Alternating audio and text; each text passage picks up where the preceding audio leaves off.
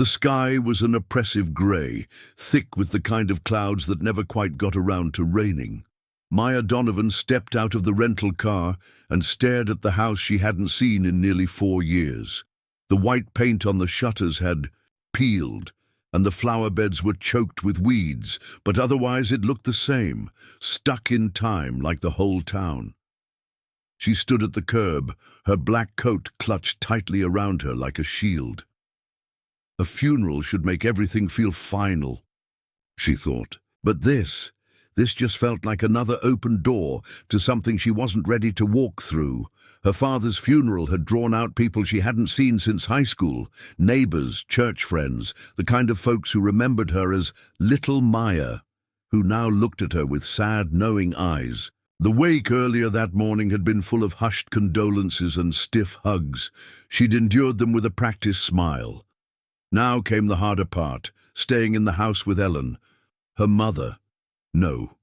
The woman she had always believed was her. Mother was inside, no doubt preparing casseroles and organizing sympathy cards into piles. Ellen coped with grief the way she coped with everything, by controlling it.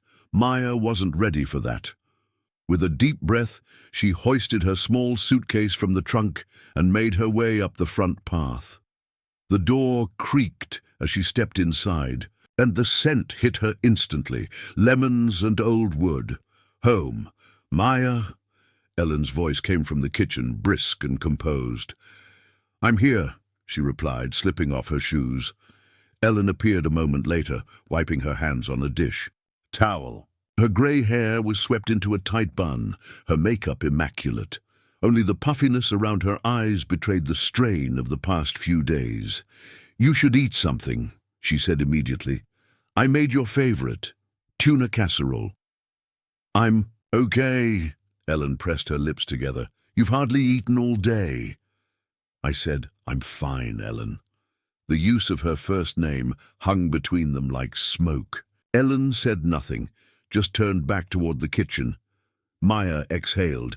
This was going to be a long visit. She climbed the stairs to her old bedroom. The posters were gone, but the scent remained. Dust, faded lavender, the faint trace of the lilac perfume she used to sneak from Ellen's dresser. She dropped her suitcase by the bed and sat, the mattress creaking familiarly beneath her.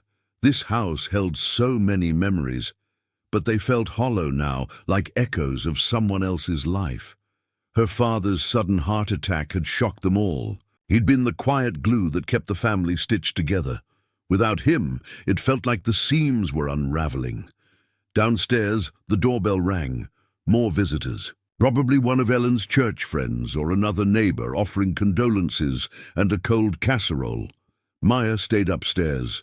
She wasn't ready for more small talk and forced sympathy.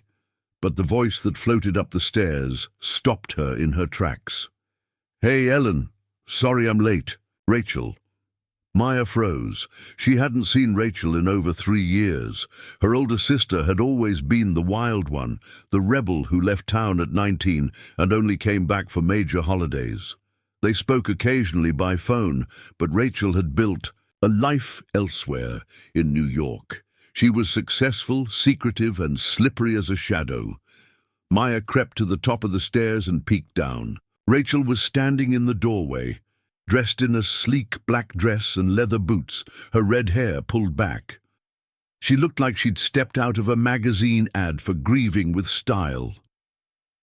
Ellen hugged her stiffly, like she was afraid of cracking her polished exterior. "You missed the service," Ellen said flatly. "My train was delayed," Rachel said, brushing past her. "Of course it was."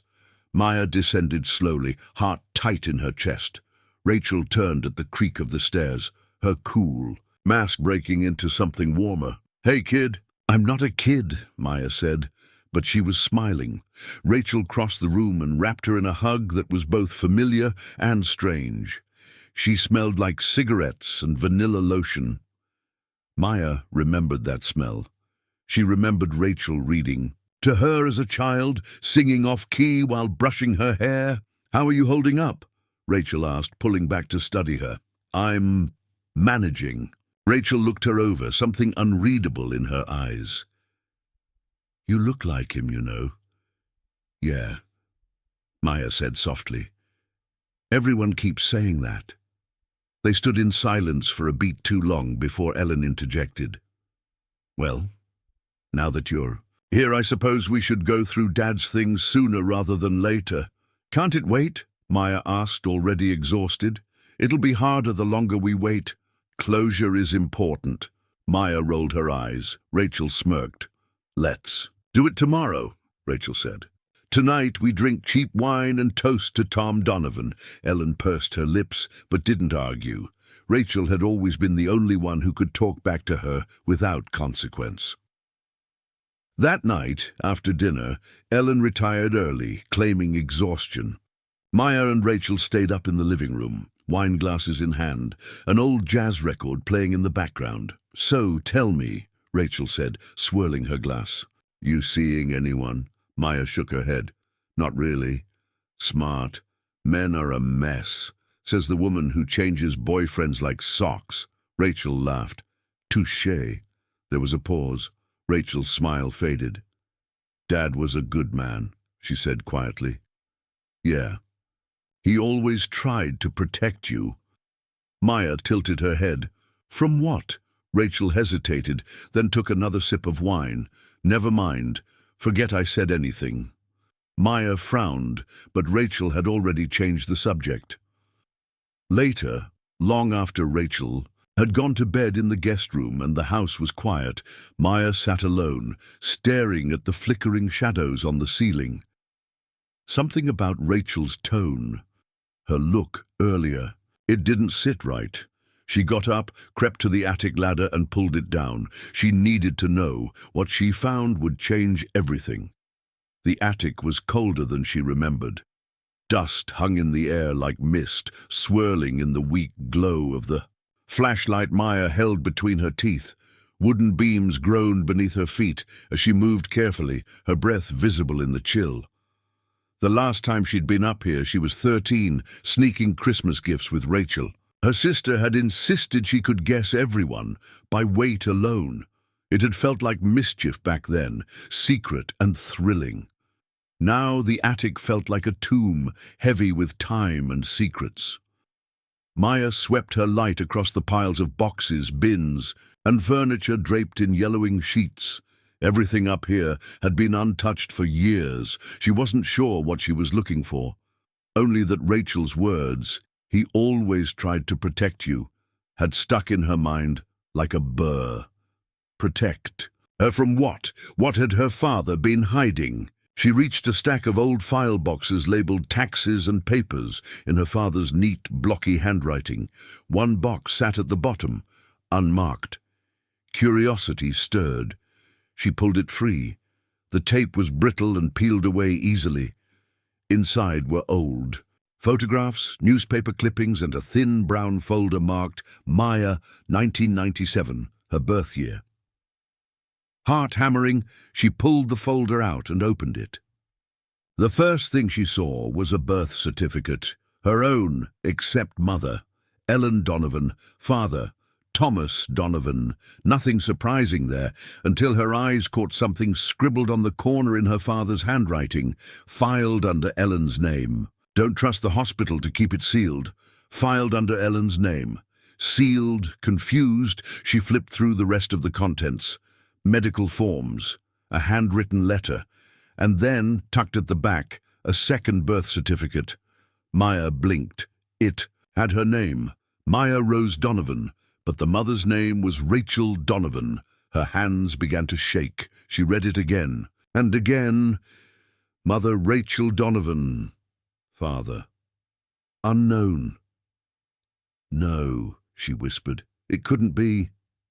She stared at the date. March 14th, 1997, her birthday. Her throat felt tight. She sat back on her heels, the flashlight beam trembling as her body registered. The weight of what she had just uncovered. Rachel wasn't her sister, she was her mother. Downstairs, a floorboard creaked. Maya froze, clutching the folder like it might vanish. Was Rachel awake? Did she know Maya had found it? She stuffed everything back into the box, clumsily, hands numb. and pushed it back under the other files. She lowered the attic door carefully and tiptoed to her room, shutting the door behind her. She couldn't sleep. Not now. At dawn, the house stirred, coffee brewed, the clink of mugs. Maya sat on her bed, still dressed, the birth certificate spread out in front of her. She went downstairs slowly, documents hidden under her sweater. Rachel was at the kitchen table, reading the newspaper, her red hair loose around her shoulders. She looked up when Maya entered. "You look like hell," Rachel said softly. Maya didn't answer. She took the seat across from her. "I was in the attic last night." Rachel froze, coffee cup halfway to her lips. Her face paled. Maya slid the birth certificates across the table. "I found this." For a long moment, Rachel didn't speak. She just stared at the papers like they were grenades. Finally, she said, "You weren't supposed to find that." Maya felt like a child again, caught in something she didn't understand. "You lied to me," she whispered. "My whole life." "I didn't lie," Rachel said, her voice hoarse. "I just didn't tell you." "That's the same thing." Rachel sighed and pushed her hair back. "It's not. I wanted to tell you so many times, Maya. I did. But Ellen, she made me swear." Maya stood, the chair scraping behind her. "She knew." "Of course she knew. She raised you." "No," Maya said, her voice breaking. "You raised me. You read me bedtime stories. You taught me to ride a bike. God, I looked up to you." Rachel stood too, her eyes wet. "You still can. I'm still me." Maya stepped back. "But I'm not who I thought I was." Rachel moved to her, slow and tentative. "Let me explain, please." Maya didn't respond, but she didn't leave either. Rachel took a breath. "I was 16. I didn't tell anyone at first, not even Mom and Dad. But you can't hide a pregnancy forever.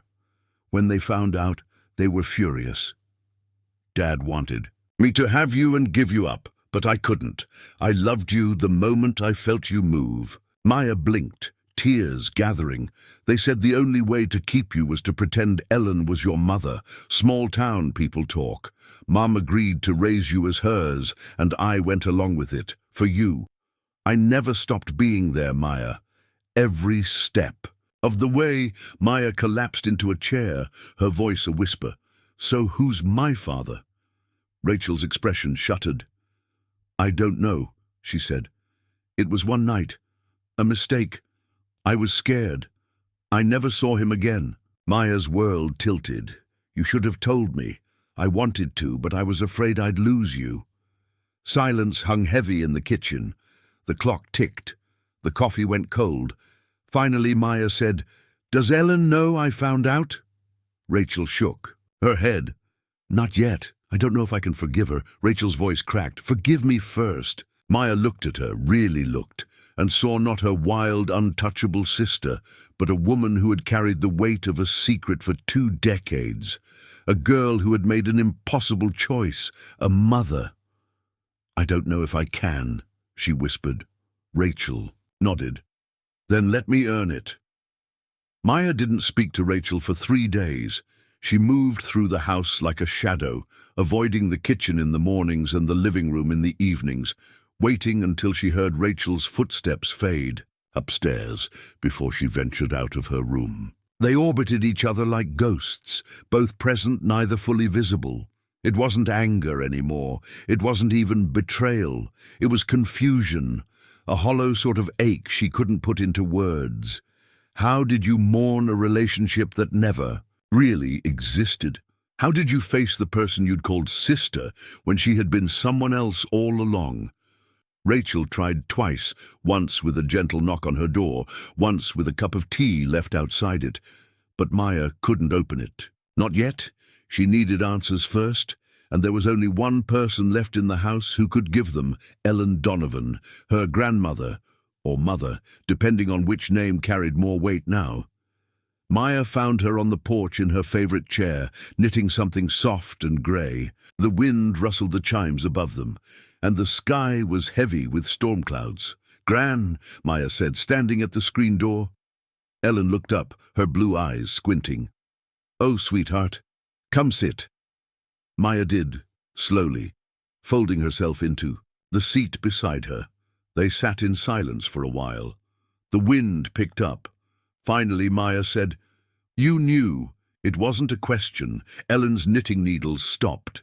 "Yes. Why didn't you ever tell me?" Ellen placed the needles down carefully in her lap. "Because it wasn't my truth to tell." Maya's jaw tightened. "But you let me grow up believing you were my mother." "I was your mother," Ellen said gently. "Not by blood, but in every way that counts. I changed your diapers. I sat by your bed when you had fevers. I walked you to your first day of school. I raised you." "That doesn't make it okay." Ellen nodded, looking out at the trees beyond the porch. "No, it doesn't. But we did what we thought was best for you. Rachel was just a child herself. People would have judged her, judged you, and we didn't want that for either of you." Maya's voice cracked. "I didn't have a say." "No," Ellen admitted. "You didn't, and for that I'm sorry." Maya wiped at her eyes. "She said she doesn't know who my father is." Ellen looked away, her lips pressing into a thin line. Maya could see it. There was something more, something Rachel either didn't know or didn't want to say. "Gran, please," Ellen sighed. "Rachel only ever told me it was someone older, a man she met at a party. She never gave me a name, but I always suspected it wasn't as simple as she said." "What do you mean?" "She changed after it happened, went quiet, scared. She was afraid all the time. I thought maybe it wasn't entirely her choice." Maya felt the world tilt again. "You think she was—" "I don't know," Ellen said quickly. "And she never said, but I wonder, and it's haunted me for years."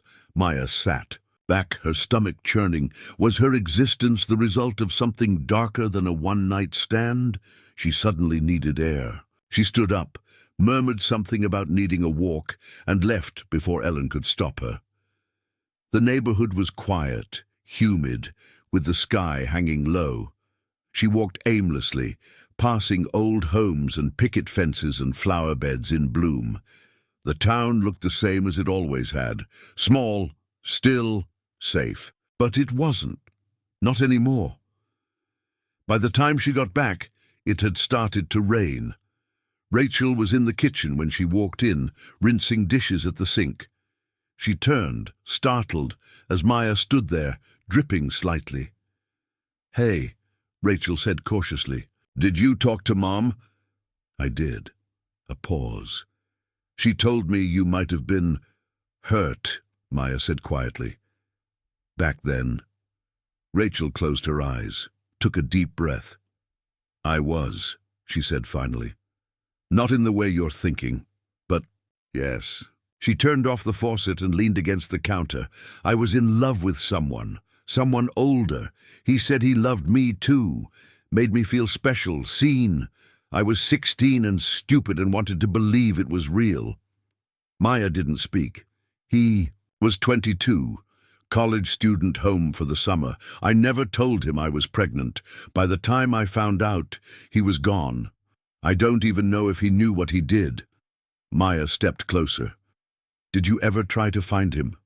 Rachel shook her head. "At first, but I was scared, and then you were born, and everything changed. You were mine, and I didn't want you to ever feel unwanted, so I did what I had to do."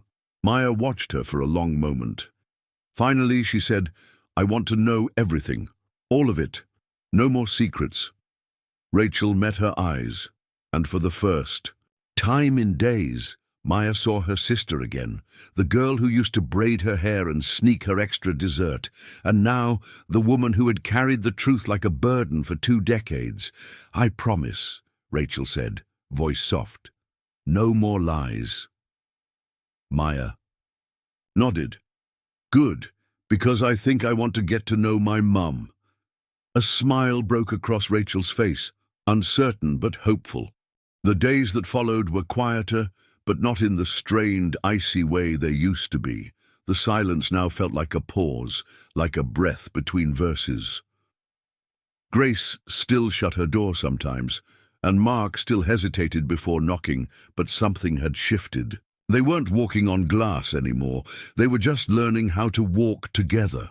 Grace sat at the piano most evenings. Sometimes she played, sometimes she didn't.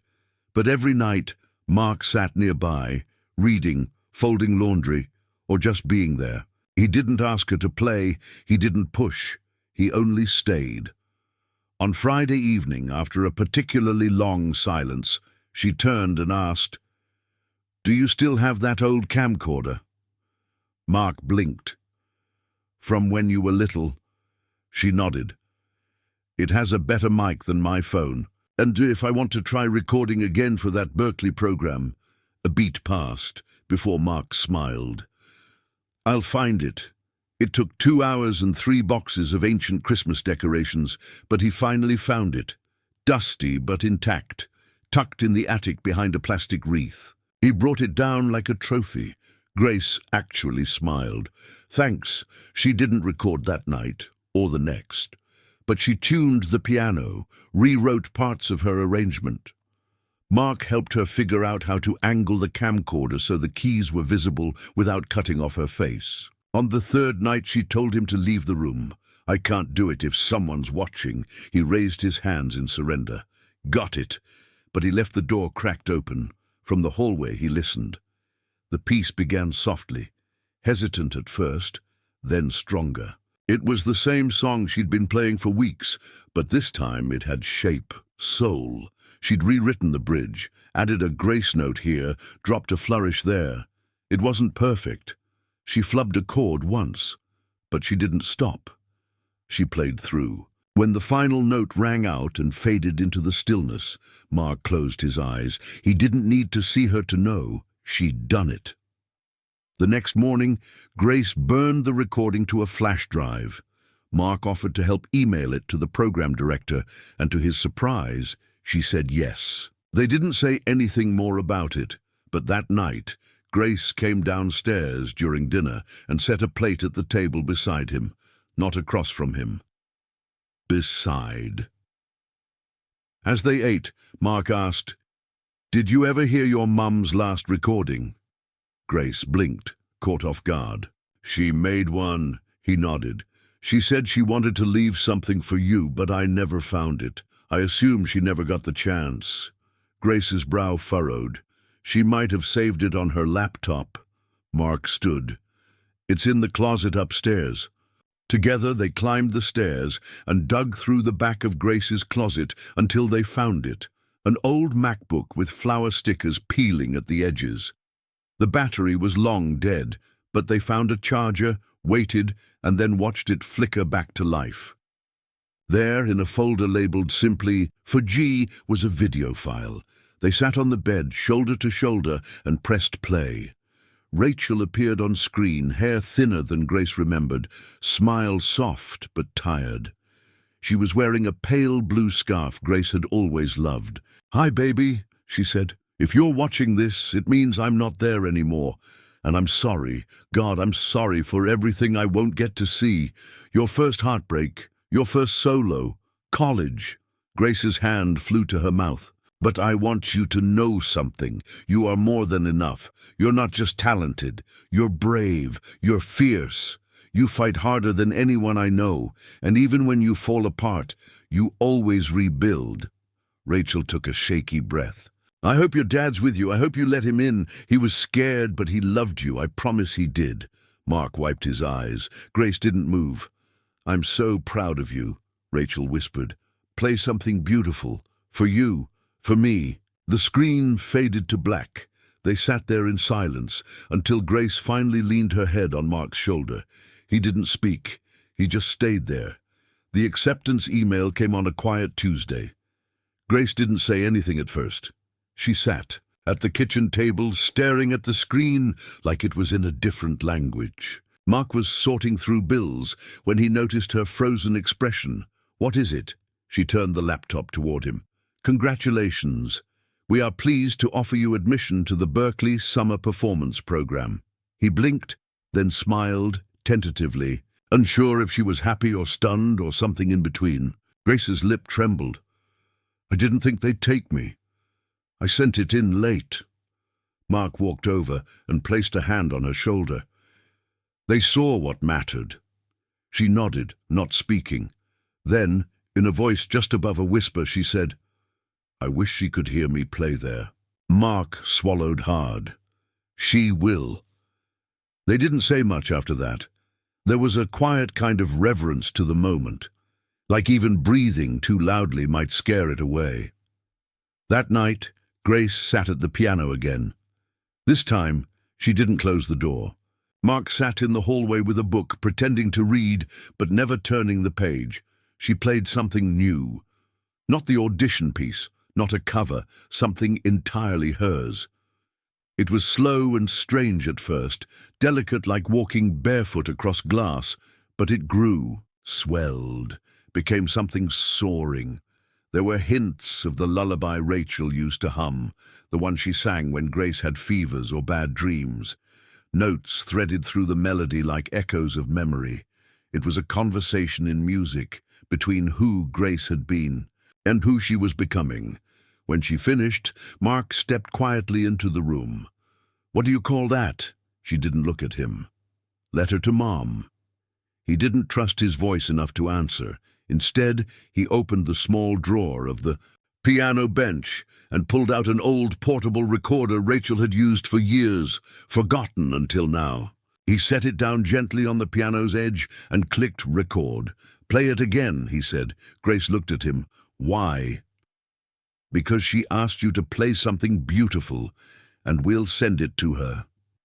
Grace blinked fast once, twice, then nodded. She placed her fingers on the keys again, took a deep breath, and began. Epilogue. 2 months later, Mark stood in the back of a crowded recital hall in Boston. Rows of students filed in and out for their summer showcases, buzzing with nerves and energy. The program listed dozens of performances, each with a name, a genre, a time slot. But only one held his full attention: Grace Taylor. Letter to Mom, original composition. When she stepped on stage, she didn't look to the crowd. She looked down at the keys and played. Mark watched her, his daughter, once a stranger to him, now someone he was still learning to know. She was still fire, still fierce, but no longer lost. He pulled the camcorder from his bag and hit record. Then he whispered as the first note rang out, "She's listening."